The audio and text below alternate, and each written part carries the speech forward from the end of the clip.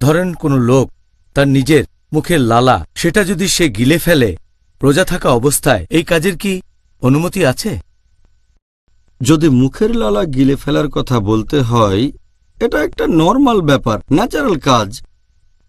বর্তমানে সায়েন্স আমাদের বলে যে প্রতিদিন আমাদের জিভে প্রায় কয়েক লিটার লালা উৎপন্ন হয়ে থাকে, আর এটা নরমাল, ন্যাচারাল যে মানুষ তার লালা গিলে ফেলবে, ভেতরে চলে যাবে, এটাকে অ্যাভয়েড করা যায় না।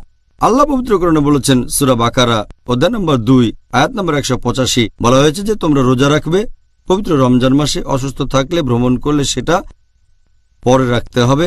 তারপরে বলা হয়েছে আল্লাহ সুবহানাহু ওয়া তাআলা এটা তোমাদের জন্য সহজ করে দিতে চান, তোমাদের কঠিন অবস্থায় ফেলতে চান না।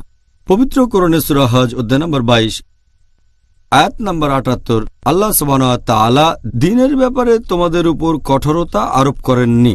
এখন লালা গিলে ফেলা তো যেহেতু একটা নরমাল কাজ, আর আমি জানি রোজার সময় অনেকেই থুতু ফেলে, আমার অনেক বন্ধুও মনে করে যে লালা গিলে ফেলা হারাম, এজন্য থুতু ফেলে। চিন্তা করেন, সারাদিন যদি এই কাজটাই করেন, নামাজও ঠিকমতো আদায় করতে পারবেন না, কারণ নামাজ পড়তে তো কয়েক মিনিট সময় লাগে, আর এই সময় মুখে লালা জমা হয়ে যাবে। এখন কি থুতু ফেলায় মনোযোগ দেবেন নাকি আল্লাহ সুবহানাহু ওয়া তাআলার কাজে? যদি তখন কোরআন পড়েন তখন তো বাইরে থুতু ফেলতে হবে সব সময়। কিছু লোককে আমি জানি যারা সব সময় একটা পাত্র সাথে রাখে, সেই পাত্রে থুতু ফেলে, তারা নিয়মটা জানে না। তাহলে কেউ যদি মুখের লালা গিলে ফেলে, নরমাল লালা যেটা সবসময় মুখে থাকে, এটাকে কোনোভাবেই অ্যাভয়েড করা যায় না। একইভাবে যদি কারো নাকে মুখে ধুলা যায়, ধরেন সে কোনো শহরে গেছে যেটা খুবই নোংরা, নাকে মুখে ধুলা, তখন জোরে শ্বাস নিলেন, কিছু ধুলা গেল ফুসফুসে বা অন্য কোথাও, এই সবেরই অনুমতি আছে, কারণ এগুলো সবই নরমাল কাজ, আর এতে করে রোজা ভেঙে যায় না।